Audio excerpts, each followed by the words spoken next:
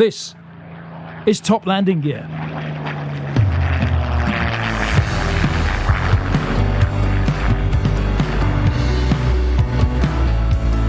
Cleared for takeoff.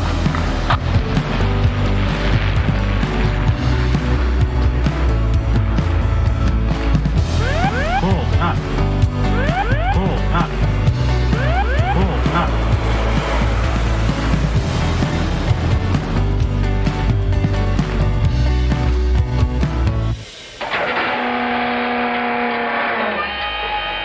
Hello and welcome to Top Landing Gear and a bonus episode to accompany our podcast about the 1969 Daily Mail Great Atlantic Air Race. In that edition, we spoke to the fastest competitor of everyone in the race, Lieutenant Commander Peter Goddard, who made a record-breaking crossing of the Atlantic in a Royal Navy Phantom to claim the Vickers Alcock and Brown trophy. Remember, this race was staged to commemorate the 50th anniversary of Alcock and Brown's first ever non-stop flight across the Atlantic in 1919. But there was more than one winner in 1969, as there were 360 competitors in 21 different categories to race from the top of the Post Office Tower to the top of the Empire State Building in New York, or in the other direction, the Post Office Tower, known now as the BT Tower. The race lasted for a week. You could race as many times as you liked in either direction. But this evening, we're thrilled to be joined by someone else who took part in the race, not as a race entrant, but as a pilot, flying a winner in one of the numerous civilian categories. We're delighted to welcome as our Top Landing Gear Air Race bonus guest, former BOAC VC10 pilot, Rolf Richardson. Rolf, a very, very warm welcome. Thank you so much for joining us. Just before you tell us your story, let me just introduce you to the team here. There's me, Rob Curling, we've spoken a lot. There's Roy Stride, pop star from Scouting for Girls. My brother, Jez Curling, an agricultural fencer. It's a long story to explain that one. James Cartner, hello, a pilot of sorts. But Rolf, you were with the BOAC at the time of the race, flying the gorgeous VC10. How did you actually get involved in it all? Well, my brother-in-law, my wife's brother, Peter Hammond, was the organizer. And it's a long story, but he had a club called the Green Diamond Club. Started off as a skiing club, broadened into all sorts of other leisure activities, sailing and so on, windsurfing, which meant that he had a lot of people available. And he thought it'd be fun to go in for one of the categories on a scheduled airliner. And so he organises. Peter worked for the Port of London Authority at the time. He found this, shall we say, rather less than challenging. He had time on his hands, and he loved organising things. And so he got his team together, which encompassed, I don't know how many people, but an awful lot of people, who basically organised the ground part. That's to say, from the top of the Empire State Building to JFK, and when we got to London, from Heathrow to the Post Office Tower. I was just the middle bit, if you like, the flying bit. And it's a Daily Mail air race. It got a lot of publicity. Everybody was very keen to be involved because it was, if you like, free publicity. And BOAC were very good.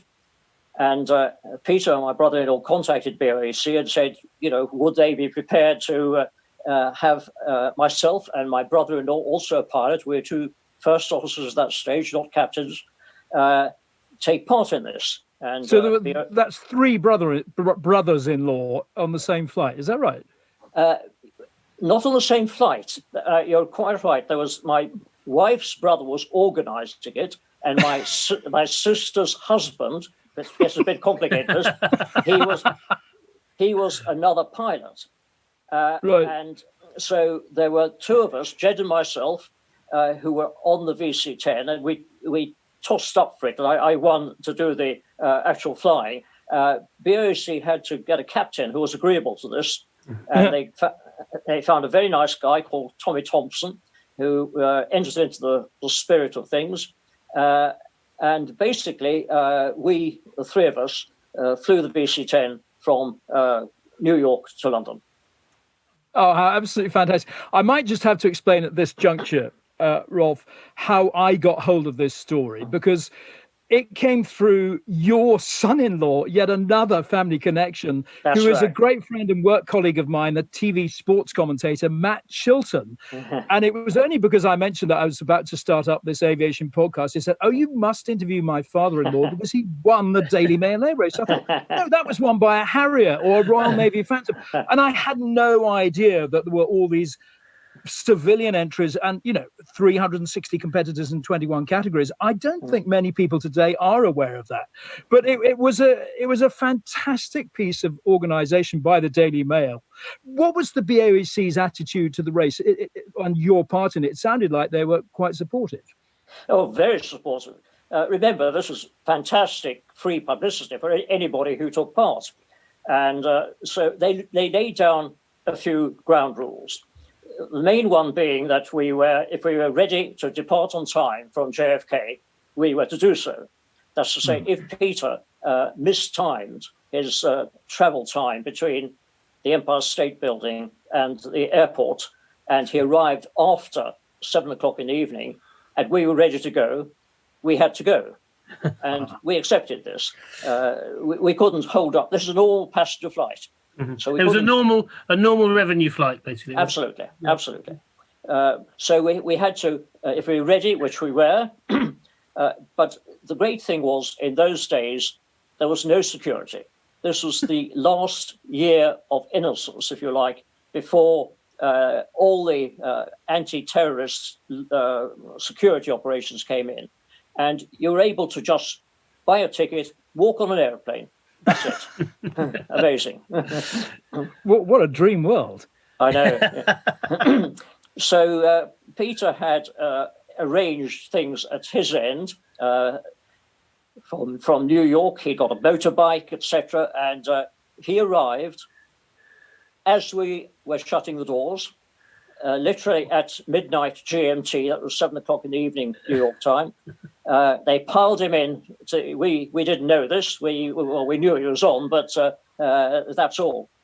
And then he sat in the back, and we took him to Heathrow, where the other half happened. He got off before anybody else, and he was whisked away for the ground part, which has been covered in detail.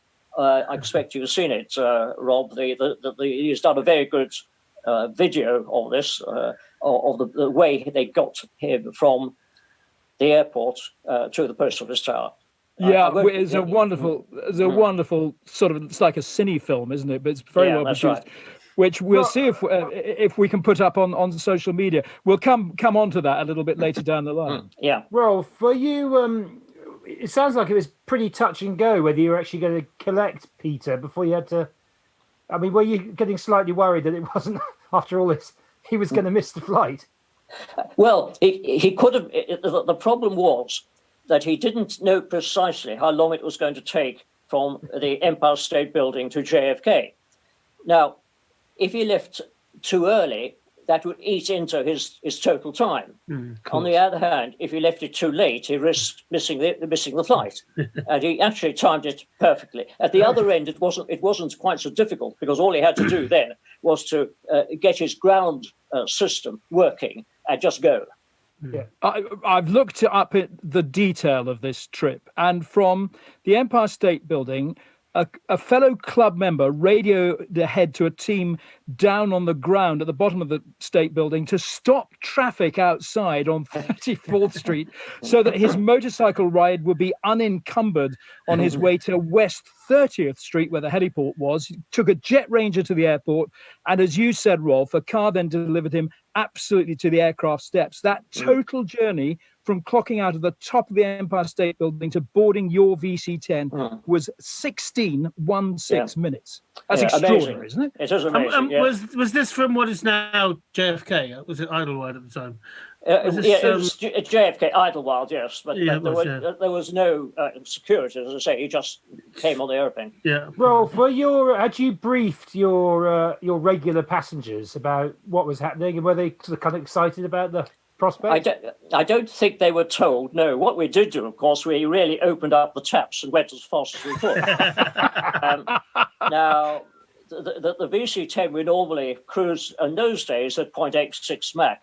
That was in the days before the fuel price went up. Now you've cruised generally at about 8.4 or something like that. But I don't know what speed we got up to, but we absolutely gobbled up the fuel. And of course, once you start getting above your normal cruising speed, fuel consumption goes up hugely. But, we had enough. And air traffic control, very supportive. They joined in the fun. And when we arrived near London, we got priority treatment. So, we had special treatment into no stacking, nothing at all. Brilliant. Did your cabin crew have to put that have a bit of a hurry up on the cabin service? No, after all, it took 6 hours and 20 minutes. People are sleeping most of the time. So, So there was a flight time of 6 hours 20. Yeah, That's what it was. I'm just having a look at my logbook to see if I've got any JFK Heathrows to see what it compares with. I'll get back to you. the problem was that the upper winds were very, very poor. That's to say, normally you could count on a fairly nice tailwind, but we had virtually no tailwind component. And this is why Peter did it again later on in the week when the tailwinds were beginning to pick up. And he actually posted almost exactly the same time. Yeah, now I've read about this, Rolf, in a wonderful book by Peter Bostock about the race. And he mentions that the crew that Peter had for his second attempt, which was actually the final day of the race, still a BOAC VC10. Yeah. But he had just an ordinary flight crew. Now, Correct. I thought that was a very interesting point to make. Well, ordinary in the sense that it was just an ordinary flight. They would have cruised at Mach 8.6 or whatever it was. They wouldn't have opened the taps. They had no preferential treatment from air traffic control. Made a huge difference. Yeah. Did you bend the rules a bit? No, we can cruise at whatever speed we like. In those days, you could. Now it's a bit different, of course. Now there are all sorts of rules.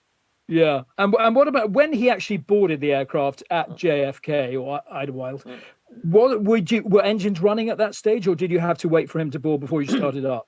I can't remember whether I think we probably had the pushback system at on a pier. I can't remember, but we were going.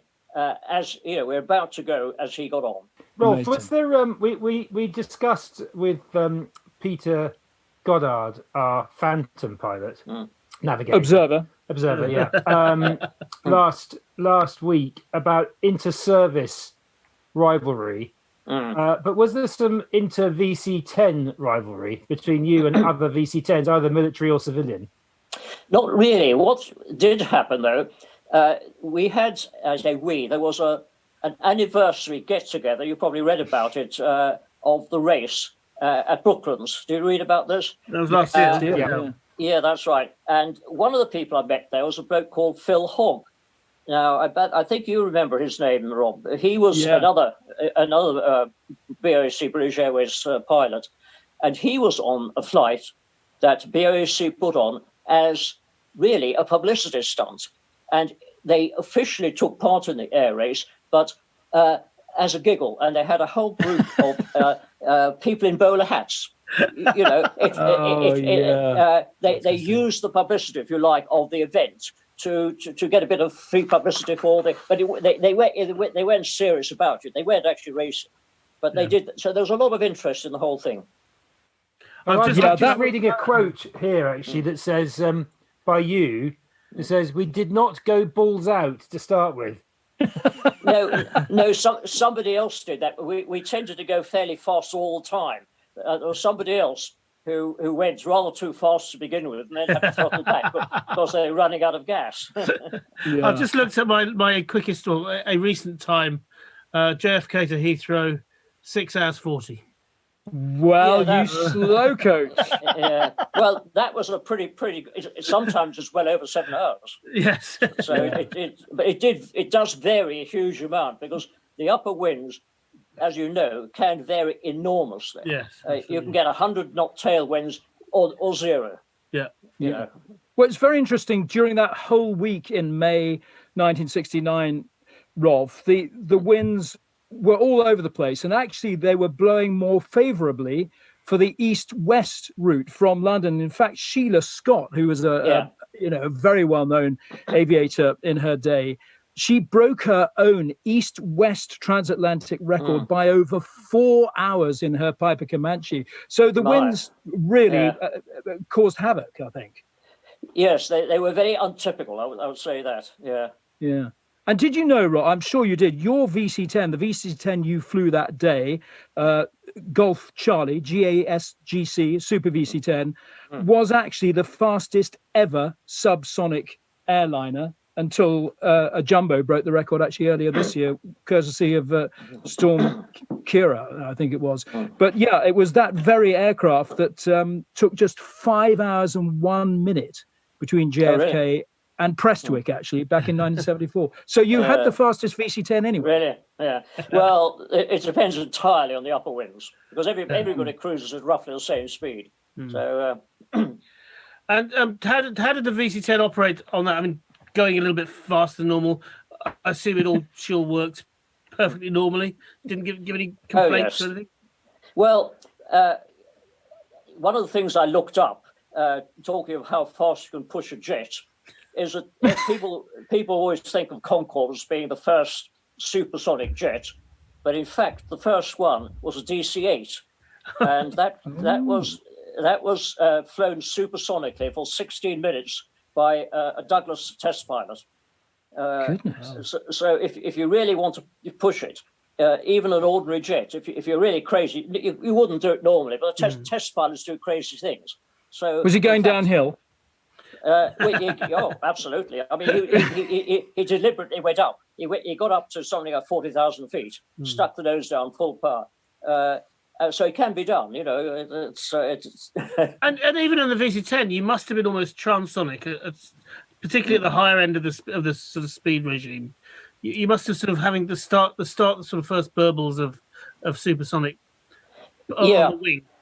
Well, this is the problem with operating all airliners, is that once you start getting beyond depends on the aircraft, round about 0.8687, you start getting a little bit of compressibility over the wings, and that starts to bring in a huge amount of drag very, very quickly. And this is why airliners, when the fuel started costing a lot of money, 1973, big fuel crisis, everybody started pulling their speeds, trimming the speeds a little bit back to more economical. Yeah. How interesting. Rolf, Peter, sorry, Rolf, what was your entry into the airlines? Were you did you come out of the forces, or were you a civilian entry? Almost all of my generation were trained in the forces. We had national service. I started actually at school because there was a lovely scheme called Flying Scholarship, where the government paid for you to get a private pilot's license. So this was great. And I have, here, where are we? Here, my aviator certificate. Love it. It was 1951, and it's number 27,211, and I got my private pilot's license. Where did you do that? Down at Southampton, Eastleigh. On a Tiger Moth. What a lovely place to learn to fly. Yeah. Anyway, then I went and had, like everybody, I had to do my 2 years national service, and this was Korean wartime. They wanted more cannon fodder, so you could get pilot training in 2 years. So this is what I did, and I was very lucky. I finished on Meteors, had a great time. So at the time, Meteors must have been the first operational jets that we ever actually flew. Well, the Meteor was actually flying at the tail end of the war, and by the time I got there, I was flew in 1953. It was coming towards the end of its life, really. Okay, right, yeah. But it was the standard fighter, if you like, for the RAF. Yeah. What was it like going on to Meteors, Rolf? Because it had a rather high attrition rate, didn't it? Someone actually tweeted only today, a guy called Chris Bolton, comes up with lots of interesting stats, that a total of 890 Meteors were lost in RAF service. 145 of those occurred in the year you were on. Yeah, I know. Blame, in 1953, and 450 deaths. It did. People forget, you know, that if you're flying it happens in wartime as well. If you're flying a frontline aircraft, whether it be a bomber or a fighter, a lot of the accidents and deaths actually are accidents that they're not due to enemy action at all, simply because a military aircraft is built to do a particular role where safety isn't the first priority. And yes, you're right. I mean, on the conversion course that I did, we were there for 3 months. We had 3 fatal accidents, 1 a month, basically. And there weren't that many people. You know, we had, I don't know how many, but yeah, the Meteor had a bit of a reputation, but it was great fun to fly. Didn't it struggle with, because its engines are so widely spaced on the wing, if you lost an engine, you had terrific problems controlling the aircraft. The problem was not so much that, but the fact that we trained for losing an engine. Now, jet engines are very reliable, and the chances of actually losing one at a critical time were very, very slight. But to guard against this, to train, for this happening, you did a lot of engine failures, practice engine failures on takeoff. And this was very difficult because the Meteor was not power controlled. You had the old cables. It was manual control. And if you lost an engine on one side, it was almost impossible physically to keep it straight. It was a knee wobble. You try to lock your knee and keep, So this is one of the reasons. And there are all sorts of reasons for it. You ran out of fuel very, very quickly. You had an endurance of about 50 minutes on a normal tankage and about an hour and 5 minutes if you had ventral tanks. And if you got beyond this, you just had to put it down the field somewhere. That's extraordinary. Wow. So did you do your 2 years national service on the Meteors and then go into the airlines, or was there a... Not really, no. My last 3 months of national service, they decided it wasn't worth training us anymore because we were going out. They were spending more money on us. We were ready, for there being World War III, we were more or less ready to go. So I finished up in Germany, 2nd Tactical Air Force, attached to the intelligence branch, would you believe? And that was fascinating because Germany in 1953, only 8 years after the war, was a bit of a mess. Yeah. But it was, I've been back to Germany umpteen times since, and I had a great time. I traveled a lot because I had a lot of leave, and so I'd potter off and just see a bit of Germany. It was absolutely wonderful. Amazing. So that was a ground job there, I take it. Yes, it was a ground job, but it was interesting because it was totally chaotic. How people could call themselves intelligence. It's the least intelligent thing I've ever come across.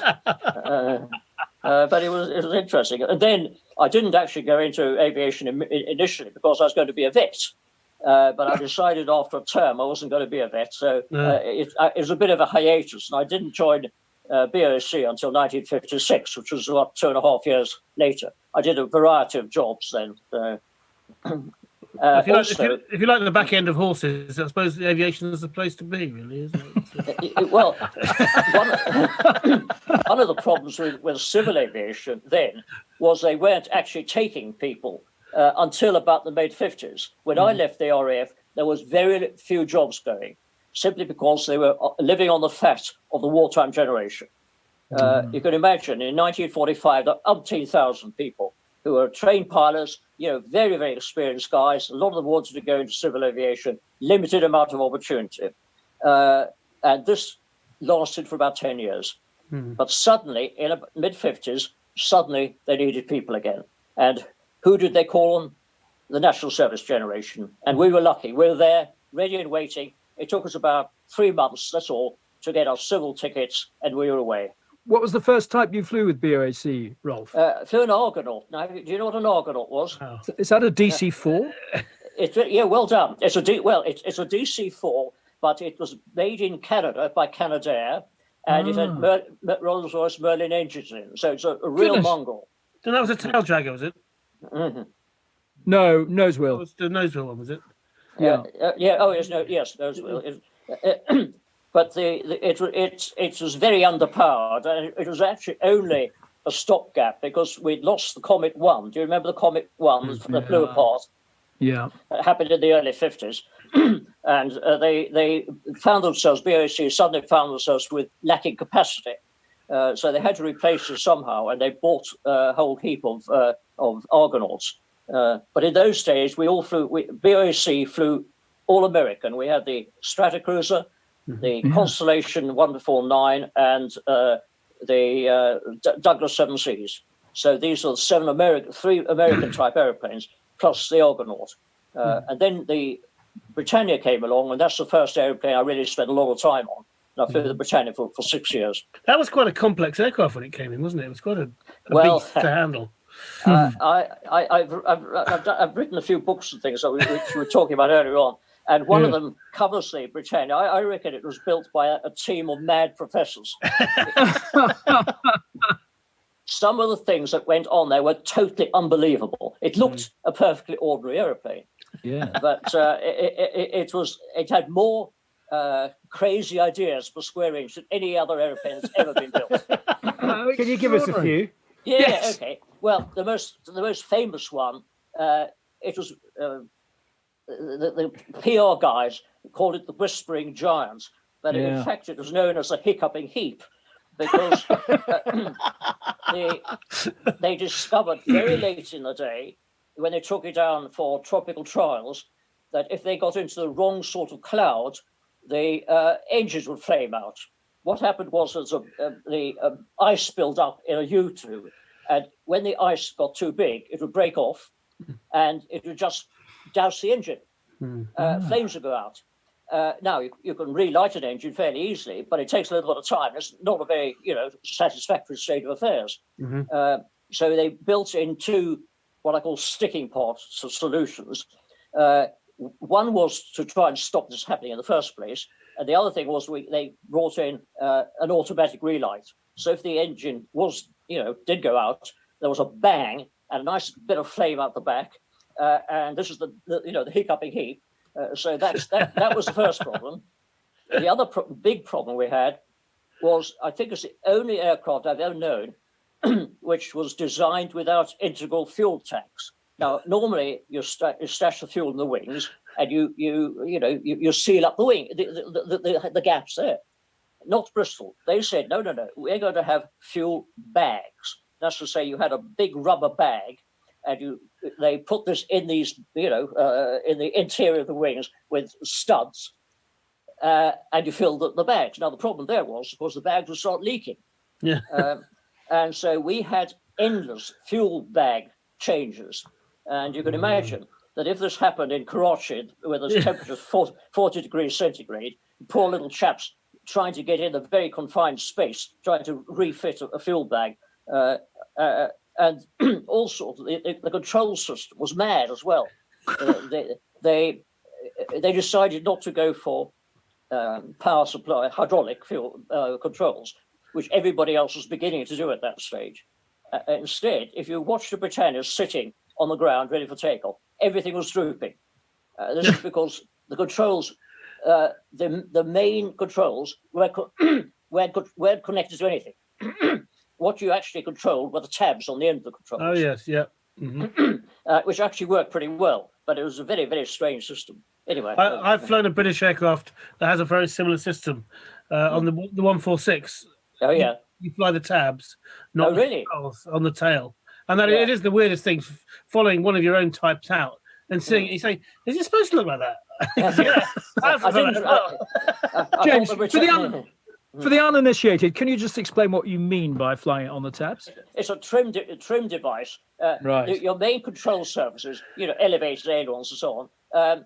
You need to have a secondary control, if you like, because otherwise the actual physical movements on the main can get very, very heavy.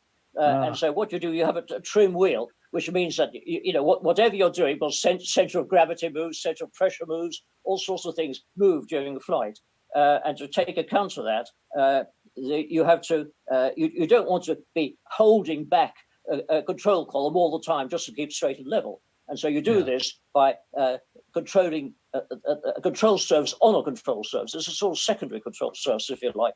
The Britannia, I had no idea about the Britannia. I always thought it was the most beautiful aircraft and was perfect. But I didn't know it was a nightmare to fly. That is fascinating. It flew. It handled beautifully. When it flew, it was lovely. Yeah. But it didn't fly a lot of the time. Oh, wow. So then you went on to VC10s, did you? Yeah. Rolf? Yeah. That must have been a bit of a step up. That was lovely. Of course, VC10 was well built, worked well, absolutely fantastic. Looks great. So to go back to the race, then, Rolf, I just pick you up on that comment you made about the bowler hatted team who were also in a BOAC VC10. It's a lovely story, that, because it was chartered, or I don't know if it was chartered because it was a scheduled flight, but the whole operation was led by a businessman called Ted Drury. Okay. And it was this bowler hat brigade, 120 fellow businessmen calling themselves the British Export Sales Team. Yeah. And they all dressed identically in pinstripe suits, bowler hats, an umbrella in one hand and a briefcase in another, ready to do business abroad. And apparently it was a very, very successful operation. Yeah, Some of them didn't even come back. Yeah. Much to their wives' disappointment. So, Rolf, you have then successfully crossed the Atlantic in an amazing time, especially considering the lack of help you got by the upper winds of 6 hours and 20. You then came straight into Heathrow, did you? Oh, yes. Well, they gave us priority. So you went straight in, fast as you could. And at that point, and the runner, the competitor, your brother-in-law, was he allowed to be first off the aircraft? Oh, rather, yeah. Yeah. Yes, And then I understand that he then ran along 1/4 mile of corridors at Heathrow, through customs and immigration, onto a motorcycle, into a Jet Ranger helicopter on the North Apron. From touchdown to lifting off in that helicopter took an amazing 6 minutes from leaving the aircraft. I mean, that's unbelievable. Yeah. And then he had a team of people who fixed the traffic lights. Do tell us about this. Do tell us, because the helicopter dropped him off at Waterloo Bridge on a pontoon on the river, and he got a Simon snorkel crane to hoist him up onto the road level at Waterloo Bridge when he then leapt onto the motorbike, which is to take him to the post office tower. That's right. He worked for the Port of London Authority, as I say, and I think that thing on the river was part of that. But he reckoned, and in fact, in retrospect, that the crane that lifted him up was probably not necessary. It was very much slower than he intended. Yes. It's good fun. Yeah. So tell us about the traffic lights, because this is amazing. Apparently there was some kind of key that turned them all in his favour. Yes, I don't know. This is all the ground team were doing this. I was sitting on the aeroplane feeling a bit tired, so I could not speak for this. You could read all about it in his video. Yeah, no, it's brilliant. Well, not everyone who's listening to this will have a chance of that, but I think, as I understand it, the Green Diamond Club are also obviously very well connected, do a lot of work for charity. Let's make that absolutely clear. I know you did put a lot of money into charity, but somebody on the team knew somebody who had this magical key that would go ahead of the motorbike, or each set of traffic lights, they could turn the traffic lights to green, so that no stage was Peter hampered by a red light between Waterloo Bridge and the post office tower. I believe that's right. Yeah. You could never get away with that this time. And that journey, the journey from Heathrow to the top of the post office tower, was 18 minutes. You can't get off the aeroplane inside 18 minutes. I know. Rolf, did you get a sense of the sort of nation buying into the whole week of the race? Very much so. It's great fun. People had a lot of fun. It really gripped the nation. It was fantastic. I wish we'd been around to see it. Well, my brother was around to see it. He's much older than me. Yes. Well, I was at school right next door to Wisley Airfield, where a lot of the stuff was going on. So I heard all the noise, although I didn't see it an awful lot. But yeah, it was a race of real enterprise and bravado. Some really intrepid racers as well out there, particularly the light aircraft lot. But just to go back to Peter's own efforts, he then thought by the end of the week that his time on your flight could be beaten. So he went again, didn't he? Yeah. And as you say, but he only managed to beat it by 56 seconds, but it was just enough for him to collect, actually not the prize he wanted to collect, which is the BOAC £5,000 prize for the scheduled airline, but he won the £4,000 subsonic category prize, sponsored by Pall Mall. £4,000, by the way, is about 65,000 grand now. So it's a big prize. He got a very nice trophy out of it as well, and £4,000. You're right. They were. I still think that because the two races were so close in time. I still feel that we almost won it, but not quite. I think you did pretty well. You did your job very well. We had a lot of fun anyway.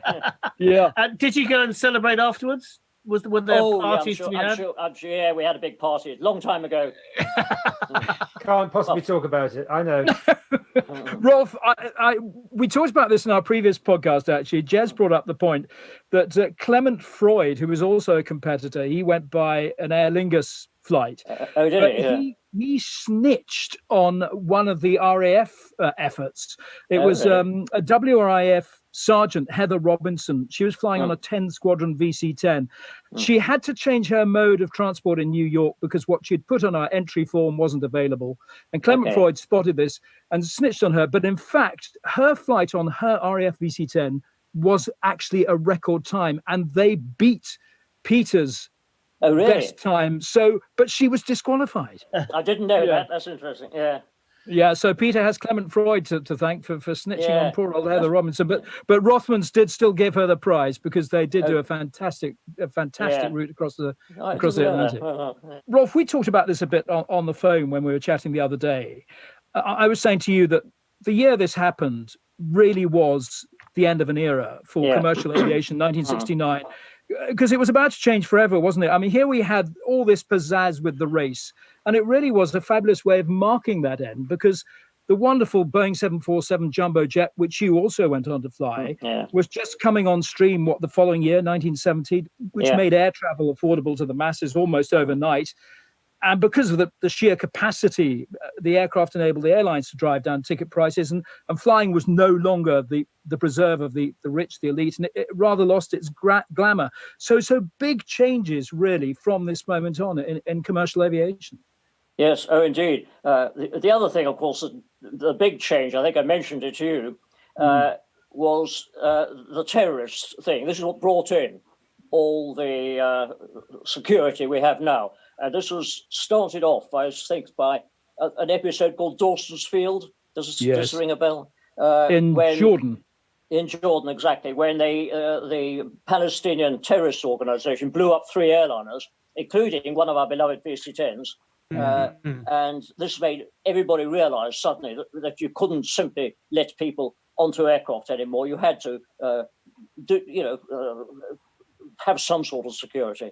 So it was an end of an era in many ways. And as you say, 747 came in 1970, and it's only just going out of service now for 50 years. In a high-tech industry, to last for 50 years is astonishing. Yeah. Rolf, do you think that you were very lucky to fly in what was possibly a golden era of aviation generally, but probably British aviation in particular? Yeah, definitely. Perhaps if I'd been really choosy, maybe a little bit earlier, I don't know, but certainly I wouldn't particularly want to do it now. No, you wouldn't. Is there anything you didn't fly that you would have loved to have done? I don't know. Well, when I left fairly early because Lord King came in and offered us inducements, and I'd had enough. And I also, fortunately, had a very good thing in the pension scheme. So at the age of 48, I went off and did other things, and I spent years and years taking travel photos. And I'm a travel freak, actually. And I had a lot of fun on my own. I prefer to be my own master as well. I don't particularly like being a member of a large, impersonal, and very often very inefficient company. So I had a lot of fun doing that. I did things like lecturing on cruise liners, writing books. So I since then I've done what I want to do. I've never made a fortune, but I've kept going on it and had a good time. Oh, that's amazing. I must ask you about your books, because Matt Chilton said to me, your son-in-law, that he's read them all. He said they're absolutely brilliant. They're sort of thrillers with a dash of history, romance, and humor, always a bit of aviation in there and a smattering of sex. Rolf. Yeah, that's exactly what I try and do. Yeah, I have a lot of fun. I've done 8 of them now. That's a great way to live your life, to be fair, Rolf. Yeah, I try and do it. I call them easy reads. I don't want to be too serious, but now that I'm traveling, I've been to most places I want to go to, and I've got to the age now I don't want to slum it anymore. We still travel a lot. We cruise a lot. I have done, so I take photos. I've got 15,000 photos sitting on libraries. They earn a bit of money from time to time. Well, no, we've been fascinated, Rolf. Just to take this whole thing full circle again, all the adventures you've had, mostly within aviation, where does the air race rank as one of the great adventures, do you think? Oh, pretty high up. I've had a lot of high spots, I think, but yes, I mean, it'd take too long to mention all of them, but I think one of my other ones was I took a trip on my own to East Germany before the wall came down, to old DDR, as it's called, Stasi land. Yeah. Absolutely fascinating. That and the air race. What else? Oh, I know the other one. We drove around Australia for 3 months. That was fantastic. We bought a car in Perth and finished up in Sydney 3 months later. That was fantastic. Wonderful. What I really wanted you to say was, the air race was the best thing I've ever done. It could never be repeated. And then we'd go on. That would have let you gone home. I'm sorry. We're gonna keep going until you say that the air race is the best thing. The air race is the best thing I've ever done. And that's I like it. Come on. a wrap. Yeah. Son-in-law's a journalist. You should be better than that. Yeah. Just before we let you go, I've got to ask you this. In the RAF, you went from Tiger Moths to Meteors. Commercially, you went from VC10s to the Queen of the Sky 747. What was your favourite? Let me just put a little fill your gap in, because I didn't go straight from Tiger Moths to Meteors. The initial flight school was on Chipmunks. Oh, lovely. And then the wings course, the actual course where the main training took place, was a thing called an airspeed Oxford. Have you heard of an Oxford? Oh, yes. It was really built to train bomber pilots, and you couldn't do aerobatic twin engine. It was slow, and that was fine. But at least I flew at Anson once very briefly. I hated it. It flew like a sack of potatoes, but that was only very, very briefly. But essentially, I only flew Tiger Moths, Chipmunks, Oxfords, Meteors, VC10s, Britannia's VC10s and the 747s, and they were all nice. They were all nice to fly. Even the Britannia, very, very nice to fly. Oh, yeah. Oh, wonderful, Rolf. Thank you so much for your stories, Rolf. They're absolutely wonderful. And we're all going to be ordering your books for Christmas, so you can expect a big jump in sales. We're really grateful. Rolf, so good to hear your stories. Thank you so much. Well, it's been great fun for me. Well, thank you for inviting me.